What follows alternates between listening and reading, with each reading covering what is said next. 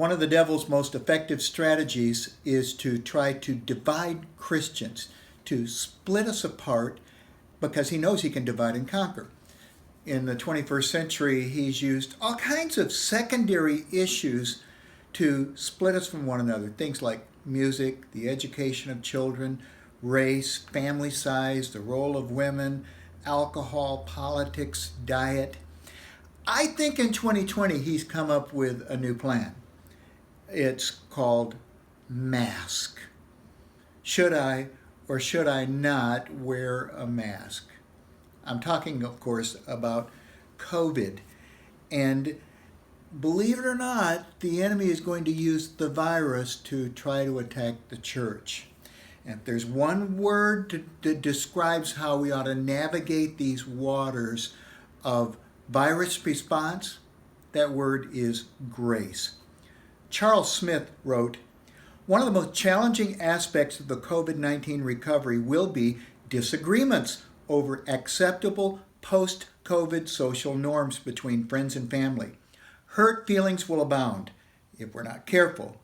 Extend lots of grace. Everyone is different." Costi Hinn recently wrote an article talking about the difficulties we're going to face as a church coming back together. He says, "I believe one of the ways the enemy will seek to divide our ranks within the church is by tempting us to use our opinions against each other. If the devil has his way, we'll be throwing stones of accusations from all sides, calling the cautious people soft, labeling the optimist of being reckless. More than that, the enemy especially loves when we cement ourselves in political corners, adding opinionated fuel to the already tumultuous fires of conflict."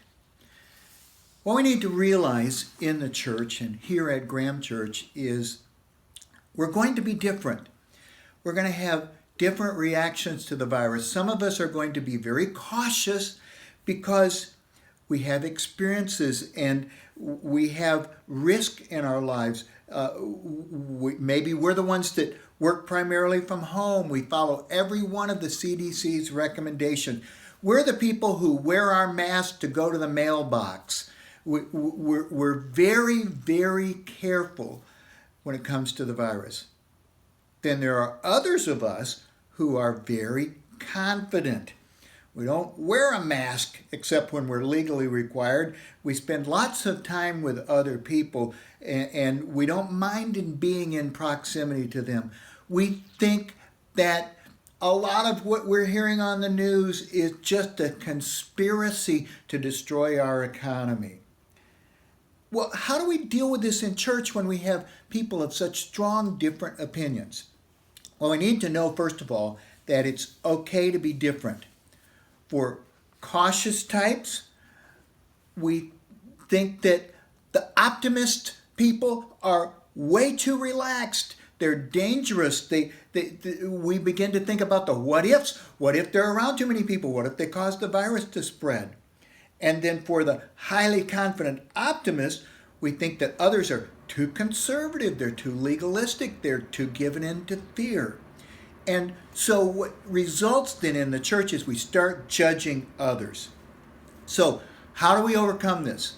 How do we put off the attack of the enemy?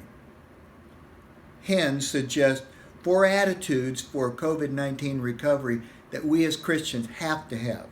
Number 1, optimistic people are a blessing to my life. This keeps me hopeful about the future and enables me to embrace uncertainty as an opportunity.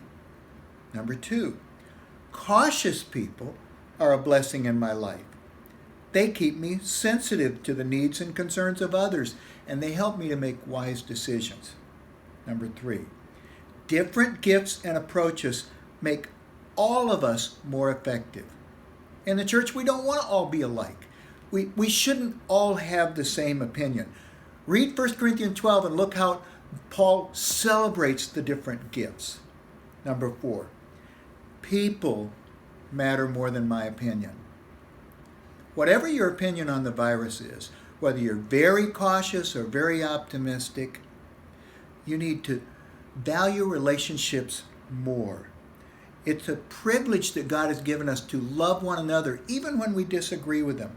So we must choose love. We must walk in grace and navigate these difficult waters before us, like Paul tells us in Ephesians 4. I, therefore, a prisoner for the Lord, urge you to walk in a manner worthy of the calling to which you have been called. Listen to Paul here. With all humility and gentleness, with patience, bearing with one another in love. So, if someone doesn't wear a mask and you think they ought to, bear with them with grace, with love. If someone does wear a mask and you think they're overreacting, bear with them with humility and gentleness and grace and love. Because our relationship is a tier 1 issue. It's far more important than our opinion on the COVID-19 virus. Let's walk in grace, would you? God bless you.